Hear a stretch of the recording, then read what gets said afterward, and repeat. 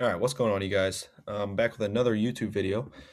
This time talking about what is next for the Orlando Magic. Of course, I am a fan of them. Of course, if you know me, you know this. But pretty much just going to talk about what I think they should do in the offseason, who to trade, who to hire, who to take in the draft, potentially some of the money problems and some of the issues that people have with particular players. And yeah, pretty much just going to talk about it. They, of course, had an up and down season. Um, they really started to get going in the play-in tournament for some reason. They dominant performance over Charlotte, and then a really commanding 3-1 lead against Detroit, the number one seed, until your best player went out, Franz Wagner, and that felt like the turning point. He was completely shutting down Cade. He was generating much more quality looks at the rim um, and from three for his teammates, and the offense was just flowing way better with him out there. And of course, the defense was elite, but nonetheless, like a totally inexcusable Game 6 collapse. I don't care if Wagner was playing or not, which of course he wasn't, but like you're up 24 at home, then you go 45 minutes of real time without making a bucket. That's not a winning formula at all. But that ultimately, Game 7 was inevitable at that point. Like you weren't coming back for that. That is such a morale killer. So, but of course, the day after Game 7, Jamal Mosley ended up being fired. So some of the replacements here, Thibodeau, not my first choice at all. Budenholzer is intriguing for sure, but I think I would prefer one of Chris Quinn, Cassell, or Sean Sweeney from San Antonio. Cassell being with the Boston Celtics tree, we see how good Charles Lee has been for Charlotte. I'd be really intrigued with Sam Cassell. Chris Quinn is another one that is highly thought of and has been with Spoelstra for a while. Billy Donovan's one that's a no. No thanks. But Sean Sweeney would be another one as kind of a wild card who's, from what I've read, has been kind of talked about as a potential head coach. But they got to figure it out. Of course, the offensive scheme has to change. And I'll get more into that later. But money problems. They have a situation. They are trending towards being a second apron team. Not ideal. With their core four each north of $32 million. So that ultimately raises the question of whether they double down on continuity or they pivot to creating some financial flexibility this offseason by offloading some contracts and trading some guys. But the options, the main one that I have seen, it would be trade Jalen Suggs. That is a big no from me, but I'll get more into why. Obviously, he had a tough playoff series, but running it back one more year, I would not be totally opposed to that. But um, the main one that I would do is getting a haul out of Paolo Banchero. I would not trade Franz. He is your best player. That'd be an Orlando thing to do, and I'd be very frustrated. But I'll talk about that in a second. But Banchero or Black or packaging them, that'd be my most ideal situation personally. But to get into the Paolo predicament, his contract, which is about to kick in, is too big for him to scale back and become more of a screener, play finisher type, unless he randomly doesn't care about that and he just wants to ultimately change the way that he has been playing since probably middle school. So I highly doubt that's going to happen. If I'm Orlando, I am not sticking around to find out if he's going to do that. But that is probably where he's most impactful at this point, and letting Franz run the show. Bankero's heliocentric, his style of offense and overall scoring process does not impact winning at a high level at all. He has been a net negative every year of his career thus far. That is not good. Your number one pick should not be a net negative every single year of his career. Um, Banchero, as listen, like it is okay if you have a methodical, kind of slower paced scoring process where it's less decisive and you rely on shot making. It's okay if you're a good shot maker. He's not. Shea Gilgeous-Alexander is an all-time great shot maker, so he can do it. That's fine. Cade Cunningham and Banchero are both 40 percentile relative true shooting guys. But the difference is Cade is a lot more decisive and knows how to process the game better and is also much better moving away from the basketball when he kicks it, he is looking to immediately cut or get it right back and play much more decisive and quick. Banchero does not do that. So yeah, it's a little bit frustrating watching the offense, even though some of the blame can be on Mosley, but ultimately this is Paolo's style of play. It is not winning basketball. high variance shot making. It gives him the label of being a number one option. Of course, him being the number one overall pick as well. That's the main reason that he's labeled as that.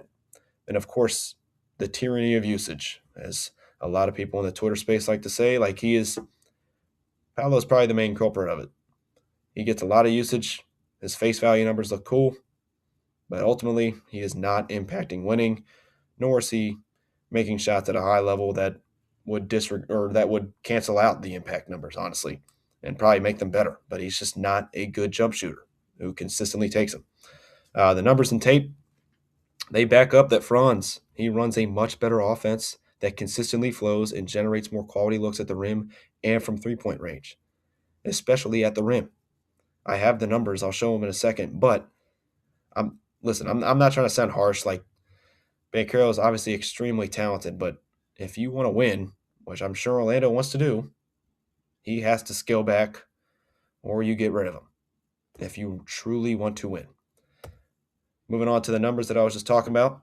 On the left side, these are the past 3 years, the lineup composition with Franz running the show, with Paolo off. Their rim frequency is a plus 6.2 relative to league average. Like, they are getting a lot more rim attempts, and I can't see the number right now, but I'm pretty sure it's 70% at the rim in those lineups with Franz running the show.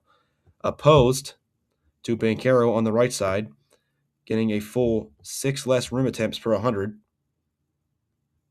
and he's shooting worse at the rim. That's not good. Banchero just does not generate enough rim pressure in his lineups. And of course, you can see the net rating swing, a plus 9.5 with Franz on and Banchero off, as opposed to a 3,400 minute sample with Banchero on and Wagner off. It's a negative 2.4 net rating. That's not good.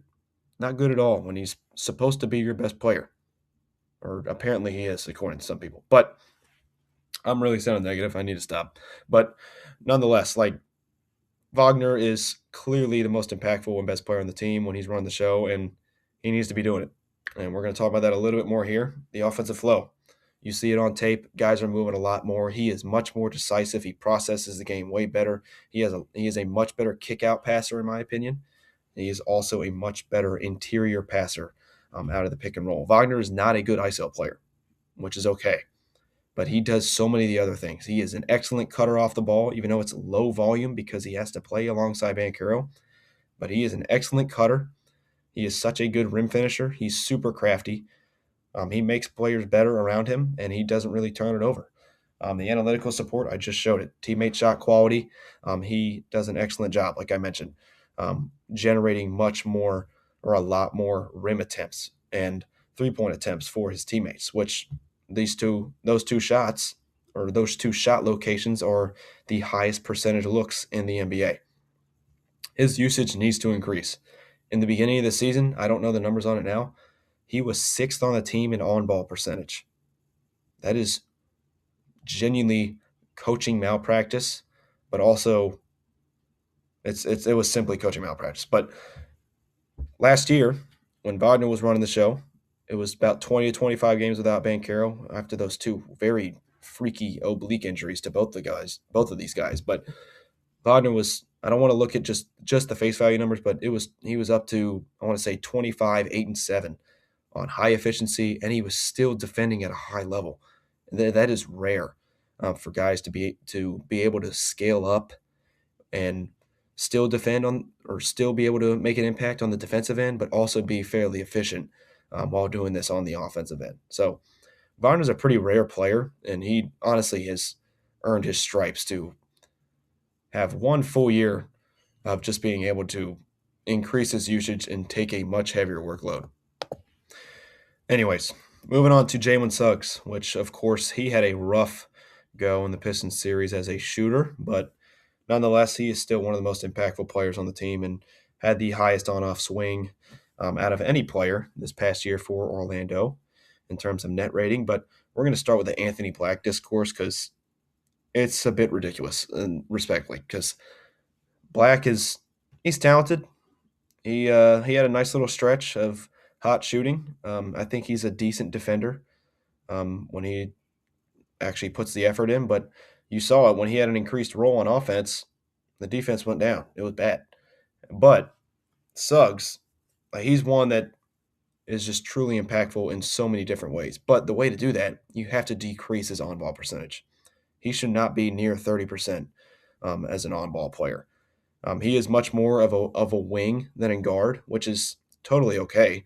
Like he can handle some ball handling responsibilities, but he should not be asked to do it at the rate that he does, which is solely backed up by his turnover numbers and his ability to, or not inability, but like he's not the greatest scorer on the ball. But I love what he does as a defender. He's improved as a shooter. I think it's going to stabilize his numbers at some point because he gets up a bunch of quality threes. He can get downhill. He makes good plays. His responsibility on the ball needs to just be decreased. Um, his contract is descending money. That is excellent value for him for the type of player that he is because he's just so impactful, like I mentioned, and of course, elite impact metrics in the regular season.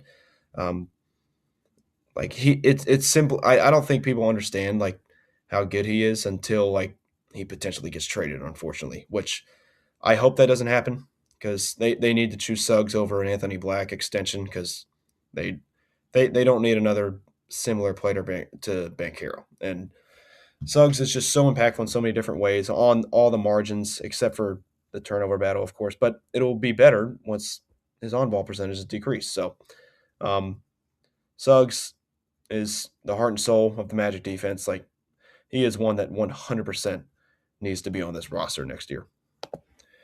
Moving on to the draft, of course, my specialty, and I think maybe, according to some people, maybe not, but it's okay. What to do at pick 46? Of course, they traded a lot of their first round picks for Desmond Bain, which totally worth it still, in my opinion. Richie Saunders would be one if he's there. Obviously, an excellent shooter, one of the older guys who can potentially step in as um, kind of a backup piece that can just provide shooting and probably some connective passing, attacking a closeout. Of course, he's not a great defender, but he'd be a fun one. Alex Caravan would be another cool one because he's super competitive. He has that winning pedigree, good shooter, good passer, and he tries on the defensive end. I think he really competes over there. So that'd be an intriguing one. I don't know if Trayvon Brazil will be there at 46, but I think he'd be my number one choice just in terms of his athleticism, his activity on the glass, rim protection. He can step out, hit a three, but he is super athletic and was really impactful for Calipari. So Brazil would be a fun one, especially in the front court that needs some more activity on the glass. Then, of course, Braden Smith for Purdue, which I kind of threw in there. I don't think they would do that even if he was there, but he'd be a fun one, kind of as a table setter for Banchero or whoever's there, honestly. But um, yeah, it's either that or they're going to trade for cash considerations, which Jeff Willman loves to do. But moving on, offseason outlook, pretty much heading towards my recap. But problems to solve. Keeping Suggs or Anthony Black. Of course, I mentioned Suggs by a mile, and I 100% still believe that. Next thing is maximizing Banchero. So that, of course, has to do with the next coach. If you want to maximize him, you have to do it in a different way. You want him to be impactful, please put him off of the ball as a screener, short roll man, play finisher, or just put him on the block because he needs to fully commit to the bully ball style because he's good at drawing fouls. He's just not good on the perimeter. Put him closer to the basket. Like it's simple, I feel like, but I don't know. Finding the right coach, of course, that'll open up a lot. And then, of course, giving Wagner the keys to the offense, which it should have been done a while ago. We've seen the numbers, we've seen the tape. It needs to happen. Adding legitimate rim protection and shooting depth. Rim protection is one of the main ones. I think Wendell Carter was an impactful defender, and he completely shut down Duran with a lot of his contests. But they could use a longer, lengthier rim protector that can also rebound. And it's pretty rare to find those guys. Of course, a Mara would be a really fire pickup for Orlando, but that's not going to happen. But nonetheless, like they need rim protection, at least rim deterrence, because a lot of the guys in Detroit, they were still going up. Like it was a physical series nonetheless, but like they need a guy that can just deter shots and completely discourage even shooting it. But shooting depth was another one. Tristan Da Silva had a game or two where he was decent, but like even though he was one of my guys in that class, but like they need some more veteran shooting depth that can play off of Banchero or Wagner, whoever it is. But um, yeah, that's what they need. And then of course my personal resolutions, I'll go over them quick. Trey Banchero been around Wagner, been over about 20 times. Hire a younger, offensive-minded coach. Sam Cassell would be really cool. And then I'd be fielding offers on Wendell Carter, Goga, and Anthony Black as well, because I think they need some front court help for sure. Just in terms of, especially like physicality off the bench. Isaiah Stewart was killing them in that sense, and one guy that comes to mind who wouldn't be there in the second round, but Morez Johnson from Michigan is very similar to Isaiah Stewart. So they need some physicality, rebounding, more rim protection, prioritizing three-point shooting, movement, layered screening, building a more innovative, modernized offensive system, and get away from the heliocentric style. It doesn't work unless you have an excellent all-time great shot maker, which OKC does. So, but we don't. So get away from it, prioritize movement, build an actual team-oriented style of offense, surrounded by Wagner, of course, please. But Jace Richardson and Noah Penda deployment. Richardson, his rookie season was a little bit frustrating, not in terms of his play, but like if you're not going to play him, put him in the G League. Let him get some experience, please, because I think he can be. I know smaller guards are tough, and it's going to be tough for him to make an impact on defense, nonetheless. But like he's got a long wingspan, so I mean he can create turnovers, but Richardson, he is a super good connector on the offensive end with excellent touch, a great shooter, um, good passer. Like, and he was really solid at the rim for somebody his size. So he really needs to have a role next year, especially off the bench, because he can play off of just about anybody.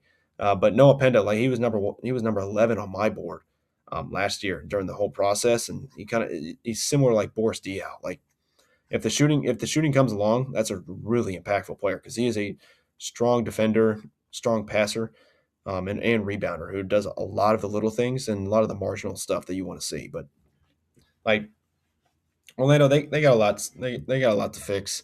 Weltman is in for an interesting offseason.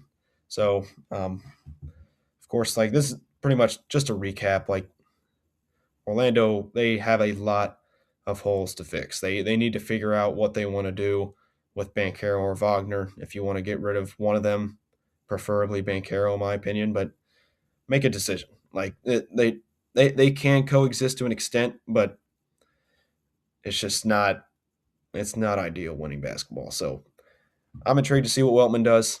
Of course, this is kind of a I don't want to call it a venting video, but um, it was a bit frustrating to watch this whole season, but I trust Weltman to an extent to make the right decisions. I have my questions about him, but I'm excited to see what it looks like in 2026, 2027. So if you guys want to see another team, I may start doing these just for some more off-season guide types of videos for um, any other teams that are requested. But nonetheless, God bless. I'll see you guys in the next video.